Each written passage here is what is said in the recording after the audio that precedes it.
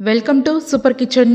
எல்லா சமயங்கள்லையும் நீங்க வைக்கக்கூடிய ரசம் நல்ல மனமா சுவையா இருக்கணும்னா நான் சொல்ற இந்த ஒரு மசாலாவை அரைச்சி அதுக்கப்புறம் நீங்க ரசம் செஞ்சு பாருங்க. அதுக்கப்புறம் நீங்க வைக்கக்கூடிய ரசத்தை சாதத்துல போட்டு சாப்பிட மாட்டீங்க, டம்ளர்ல ஊத்தி ஊத்தி குடிச்சிருவீங்க. அந்த அளவுக்கு ரசம் ரொம்பவே டேஸ்டா இருக்கும். இந்த மெத்தட்ல நீங்க ரசம் செஞ்சு சாப்பிட கொடுக்கும் போது குழம்பு எங்கன்னு கேட்கவே மாட்டாங்க, இந்த ரசமே போதும்னு சாப்பிட்டுருவாங்க. அப்புறம் நீங்க வைக்கக்கூடிய ரசம் தெருவே மணக்கும். இந்த ரசம் எப்படி வச்சீங்கன்னு கண்டிப்பா இத சாப்பிடுறவங்க உங்களை கேட்பாங்க. வாங்க இது எப்படி செய்யறதுன்னு பார்ப்போம். அதுக்காக ஒரு சின்ன லெமன் சைஸ் அளவு புளிய இது மாதிரி சின்ன சின்னதா கிள்ளிட்டு ஒரு பாத்திரத்துல சேர்த்துக்கலாம். கூடவே 2 பெரிய பழமான தக்காளிய ரஃபாவே கட் பண்ணிட்டு இது கூடவே சேர்த்துக்குவோம். ஜென்ரலா நம்ம தக்காளியை கட் பண்ணும் போது இந்த தக்காளிக்கும் நடுவுல தடிமனான ஒரு வெள்ளை பகுதி மாதிரி ஒரு தண்டு இருக்கும். அதை மட்டும் கட் பண்ணி நீக்கி எடுத்துருங்க. அதுக்கப்புறம் பாக்கி இருக்கிற போர்ஷனை மட்டும் இது போல ரஃபா கட் பண்ணிட்டு இந்த புளி கூடவே சேர்த்துக்கோங்க. இப்போ நான் எல்லாத்தையும் கட் பண்ணி சேர்த்துட்டேன். இப்போ இந்த புளி தக்காளி ரெண்டுமே மூழ்கிற அளவுக்கு நல்லா வெதுவெதுப்பான சுடுதண்ணீர் சேர்த்துட்டு ஊற வச்சுக்கலாம். சுடுதண்ணீர் சேர்த்து ஊற வைக்கும் போது சீக்கிரமாவே ஊறி வந்துடும். சரி, இப்போ இது ஊறிக்கிட்டே இருக்கட்டும். அடுத்ததா இந்த ரசத்துக்கு ஒரு முக்கியமான மசாலாவை அரைக்க போறோம். அரைச்சதுக்கு அப்புறம் அதை எப்படி எந்த சமயத்துல ரசத்துல சேர்க்கணும்ன்றதையும் பார்ப்போம். அதுக்காக மிக்ஸி ஜார் கப்ல 2 டேபிள் ஸ்பூன் துவரம் பருப்பு, 1 டேபிள் ஸ்பூன் வரமல்லி அதாவது தனியா, 1 டேபிள் ஸ்பூன் மிளகு, 1.5 டேபிள் ஸ்பூன் சீரகம். மிளகு கோசரம் சீரகத்தை கொஞ்சம் அதிகமாவே சேர்த்துக்கணும். அடுத்ததா இருக்கிறதுலயே ரொம்ப குறைவா ஒரு 1/4 டீஸ்பூனுக்கு குறைவாவே வெந்தயம் சேர்த்துட்டு காரத்துக்காக 3 வரமிளகா சேர்த்துட்டு தண்ணீர் சேர்க்காம இதை இப்போ நல்ல கொரகொரப்பா இந்த மாதிரியான ஒரு பதத்துல அரைச்சுக்கோங்க. அடுத்ததா ஒரு முழு பூண்டை இது போல பல்லு பல்லா பேத்துட்டு சேர்த்துக்கலாம். 2 பச்சை மிளகாய் மேற்கொண்டு காரத்துக்காக சேர்த்துக்கலாம். கூடவே ஒரு கைப்பிடி அளவுக்கு கொத்தமல்லி இலைகள் இது போல நல்ல தண்டோடையே சேர்த்துக்கோங்க.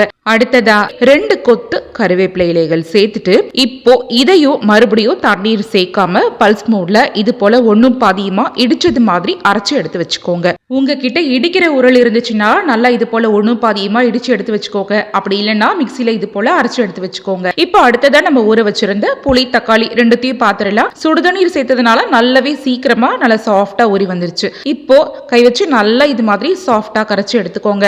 எப்பவுமே ரசம் செய்யும் போது தக்காளியை மிக்சியில பல்ஸ் மோட்ல விட்டு அரைச்சு சேர்க்காம இது போல நல்லா ஊற வச்சுட்டு கையாலேயே கரைச்சிட்டு ரசம் செஞ்சீங்கன்னா ரசம் ரொம்பவே சுவையா இருக்கும். இதோ இந்த மாதிரி. சரி, இது அப்படியே இருக்கட்டும். அடுத்ததா கடாயில 2-3 டேபிள் ஸ்பூன் சமையல் எண்ணெய் சேர்த்துக்கோங்க. எண்ணெய் சூடானவுடனே 1 டேபிள் ஸ்பூன் கடுகு, 1 கொத்து கருவேப்பிலை, 2 வரமிளகாயை 1 பாதியமா கிள்ளு சேர்த்துக்கலாம். கூடவே 1 டீஸ்பூன் பெருங்காய தூள். இப்போ இதெல்லாம் சேர்த்ததுக்கு அப்புறமா நம்ம ஆல்ரெடி 1 பாதியமா அரைச்சு வச்சிருந்தோம்ல அந்த மசாலா விழுத இது கூட சேர்த்துட்டு இப்போ இது கூட 1/4 டீஸ்பூன் மஞ்சள் பொடி மட்டும் சேர்த்துட்டு மிதமான தீயில 2-3 நிமிஷத்துக்கு மசாலாவில் உள்ள பச்சை வாசனை போற அளவுக்கு வதக்கி விட்டுக்கோங்க. ஏன்னா நம்ம இந்த பொருட்களை எல்லாத்தையுமே வறுக்காம தான் சேர்த்து அரைச்சிருக்கோம். ஸோ இந்த சமயம் நல்லா மனம் வர அளவுக்கு வறுத்துட்டு அதுக்கப்புறமா நம்ம ஆல்ரெடி கரைச்சு வச்சிருந்த புளி தக்காளி சாறை இது கூட சேர்த்துக்கலாம். இப்போ இந்த சமயம் நீங்க எந்த அளவுக்கு தண்ணீர் சேர்க்கணும்னு விருப்பப்படுறீங்களோ அந்த அளவுக்கு தண்ணீர் சேர்த்துக்கோங்க.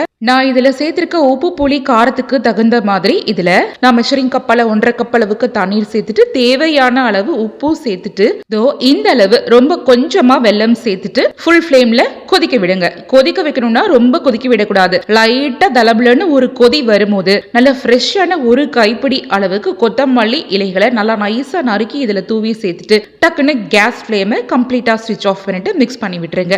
அப்புறம் ரசத்தை அதிக நேரம் கொதிக்க வைக்க கூடாது. அப்படி செஞ்சோம்னா இதுல இருக்கிற வாசம் எல்லாம் போயிடும். அப்புறம் ரசத்துக்குன்னு ஒரு பதம் இருக்குங்க. எப்பவுமே ரசம் செஞ்சோம்னா ரொம்ப திக்கா இருக்க கூடாது. நல்லா நீர்த்த மாதிரி தடதடன்னு இது போல ஒரு தண்ணீர் பதத்துல தான் இருக்கணும். இப்படி இருந்தாதான் அது ரசம்.